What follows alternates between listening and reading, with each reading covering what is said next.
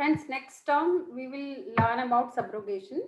So subrogation is basically a legal right of the insurance company to pursue a kind of claim against the third party which is actually responsible for the damage. तो subrogation हम लोग predominantly marine insurance में use करते हैं.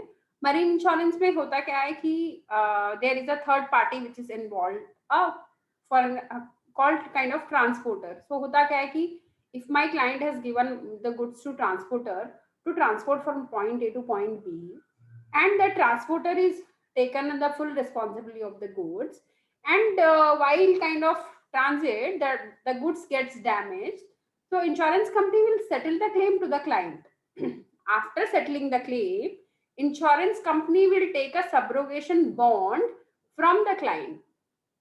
So subrogation bond, once insurance company takes from the client, then insurance company acts on behalf of client and recovers the money from the transporter. तो इसको दूसरे शब्दों में ऐसे भी कहते हैं कि insurance company steps into the shoes of insured and recovers from the transporter or a third party. तो subrogation is nothing but the transfer of rights from insured to the insurance company. तो subrogation का typically friends एक bond होता है which is kind of a legal contract type. और वो bond ensure जो होता है वो क्लेम सेटलमेंट के बाद साइन करके इंश्योरेंस कंपनी को रिटर्न करता है. एक बार अगर आपने वो बॉन्ड रिटर्न करके कंपनी को दे दिया है तो कंपनी के पास फिर company gives that to their recovery agents and फिर वो ट्रांसपोर्टर के साथ at least some part of the money they arrange to recover from the transporter. Subrogation friends practically हर क्लेम में अप्लाई नहीं होता. Even in marine insurance company sets the limit. तो छोटी मोटी लिमिट्स के ऊपर subrogation gets applied 50,000 1 lakh and then after that when subrogation gets applied they get a kind of bond sign from the client. तो यहाँ पे subrogation की एक छोटी पिक्चर है जिसमें दिखाया है कि क्लाइंट एंड ट्रांसपोर्टर है and client and transporter are the two kids and insurer is the dad basically. So इन दोनों client and transporter के बीच झगड़ा हो रहा है एंड वो फिर अपना जो client है वो अपने डैड को बुला के ले आया है और ट्रांसपोर्टर से बोल रहा है कि इससे बात करो डैडी, इसने मुझे मारा है. And the daddy is coming, okay तुझे तो मैं देख लेता हूँ. तो ही pools his son back and उसके बाद वो रिकवरी राइट्स ले लेता है एंड अब वो उस बच्चे से रिकवर करेगा जो भी लॉसेस ने अपने बच्चे को बिठाए हैं. तो ये एक छोटी सी पिक्चर है जो आप याद रखो सब्रोगेशन के टाइम. अनदर एग्जाम्पल, किसी की शादी हुई है, ब्रेकअप हो गया, तो शादी के टाइम जो आपने डवरी दी होगी you have to get it back from your what ever.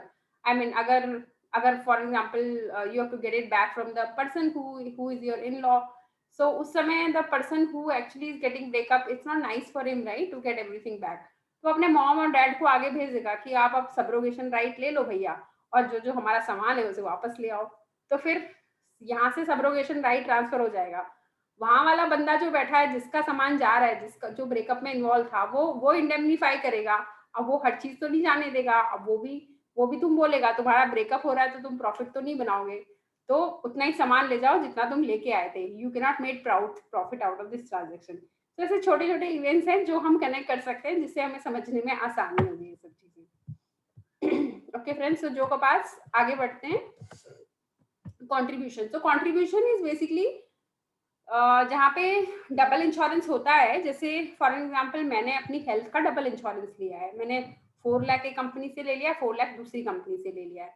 तो होता क्या है कि in the event of claim insurers will contribute in the ratio they have covered us in the contract. तो जैसे आप, मैंने एक एग्जांपल से आपको एक समझाने की कोशिश की है. जैसे पॉलिसी ए और पॉलिसी बी, आपने दो पॉलिसीज ली हैं 5 लाख की. तो क्लेम अगर आपका 4 लाख का है तो you can claim in 3 scenarios. आप या तो एक ही कंपनी से क्लेम कर लो, मतलब या तो आप 4 लाख पॉलिसी ए कंपनी से क्लेम कर लो, या 4 लाख पॉलिसी बी से क्लेम कर लो, या पॉलिसी कंपनी बी से कर लो, या तो फिर आप 2 लाख कर लो. तो 2 लाख एक से कर लो एंड 2 लाख दूसरी से कर लो, वो भी पॉसिबल है. तो उस if you claim it under 2 lakh from each company, contribution will be applied. Otherwise, if for an example, the other scenario, if the claim is 6 lakhs, so you will claim 5 lakh from one insurance policy and 1 lakh from other insurance company. So this is what the contribution is, which is little simple.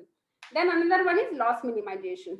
So friends, loss minimization is the primary duty of insured, and it is basically the responsibility to take all the actions to minimize the loss if it is in their control. तो for example आपको वो एक अच्छी picture मैंने दिखाई है जिसमें एक बंदे के घर में या ऑफिस में आग लग रही है और ये आराम से खड़ा देख रहा है तमाशा, क्योंकि इसके पास इंश्योरेंस कंपनी पॉलिसी है.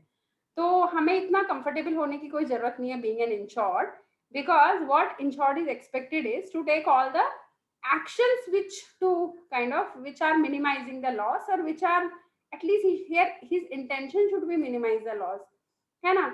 अब अनदर एग्जांपल इज जैसे कोई कार इंश्योर्ड है एंड कार में आग लग रही है, तो इंश्योर्ड के नॉट आराम से रिलैक्स होके देख रहा है कि चलो कार जल रही है कोई बात नहीं मुझे नहीं मिलेगी. This should not be the attitude. And friends, as an advance steps आजकल क्या होने लग गया ना, इंश्योरेंस कंपनी वाले भी अब होता क्या कि अगर मैं फायर ब्रिगेड को कॉल करूंगी तो मेरी कॉस्ट होगी, या what ever I mean private अगर फायर फाइटर्स बुलाऊंगी तो मेरी कॉस्ट पे होंगे. तो इंश्योरेंस कंपनी आजकल एक एड ऑन देती है लॉस मिनिमाइजेशन का. तो फायर पॉलिसीज में या मरीन पॉलिसीज में हम इस कवर को, या फिर कॉन्ट्रैक्ट पॉलिसीज में हम ये लॉस मिनिमाइजेशन क्लॉज को कवर को ऑप्ट कर सकते हैं. तो क्या होगा कि हमारा लॉस मिनिमाइजेशन का जो खर्चा होगा ना, वो insurance company can reimburse us with the claim. तो आजकल वो भी फीचर अवेलेबल है. Then next principle is proximity cause, which is also called in Latin causa proxima. तो इसका मतलब ये है कि it is like the what was the root cause, the primary cause of the loss. It should be a insurable clause, है ना. It should be an insurable cause or the nearest or closest cause which is kind of which is very material to decide the liability on the insurer. तो होता क्या ना, ये बोलता है according to this कि प्रॉक्सिमिटी कॉज क्या था, मतलब जो बेसिक कॉज था जिसकी वजह से लॉस हुआ वो क्या था, वेदर वो इंश्योर्ड है कि नहीं है, वो इंश्योरेबल है कि नहीं है वो cause. So that is called proximity cause. सो एक एग्जांपल से आपको अच्छे से समझ में आ जाएगा. जैसे एक कार्गो शिप है और वो पंक्चर हो गया रैट बाइट्स और उसकी वजह से. उसके बाद क्या हुआ, उसमें सी वाटर एंटर हुआ एंड सी वाटर एंटर होने के बाद शिप में डैमेजेस आए. तो देखिए इसमें दो सिनेरियो हो गए. एक तो रैट ने शिप का बेस पंचर किया है ना, और दूसरा वो मतलब ऐसा कारण है जो बहुत मटेरियल नहीं है, बहुत इंपॉर्टेंट नहीं है. सेकेंडली डैमेज किससे हुआ, सी वाटर. एक्चुअल डैमेज तो सी वाटर अंडर आने से हुआ. रैट ने पंचर किया, इस वजह से the damage was not there. Damage actually happened to the goods when sea water enter the ship. तो यहाँ पे जो इंश्योरेंस कंपनी है वो क्या देखेगी कि सी वाटर डैमेज करने की वजह से, सी वाटर से डैमेज होने की वजह से गुड्स को लॉस हुआ है ना. तो the claim will be paid only on the second reason, not the first reason. दूसरा एग्जाम्पल आप देखिए कि जैसे एक बंदा है ना प्रथमेश, और उसने एक एक्सीडेंटल पॉलिसी ले ली, ठीक है, which covered the death by accident, जिसमें एक्सीडेंटल डेथ कवर्ड थी. एक बार वो जा रहा था रोड में और वो एक कार से टकरा गया एंड उसको हॉस्पिटल ले जाया गया. अब वो बंदा था जिसका एक्सीडेंट हुआ है, बट एक्चुअली वो दिल से काफी कमजोर है, और ऐसा करते करते उसको काफी शॉक, ऐसा होते होते उसको काफी शॉक लगा एंड कुछ आवर्स के बाद वो हार्ट फेल से उसकी डेथ हो गई. तो insurance company disputed the claim saying it was a heart attack rather than an accident because the policy was accidental death. तो इंश्योरेंस कंपनी कहती है कि ये तो हार्ट अटैक है, ये तो डेथ है ही नहीं. लेकिन the court rule that even though the immediate cause of death may have been collapse of the heart, the proximity cause of death was a accident and they had ordered the company to pay the claim. ये एक kind of real time scenario है. तो the proximity cause was क्या था कि accident था, because अगर accident नहीं होता तो उसे हार्ट अटैक नहीं आता. तो friends, we have discussed almost all important facts of insurance, and we will kind of continue getting in touch with each other, and you can also write your comments on the comment section कि आपको अगर किसी specific topic पे information चाहिए या कोई video चाहिए तो. And thank you for watching. Thank you so much.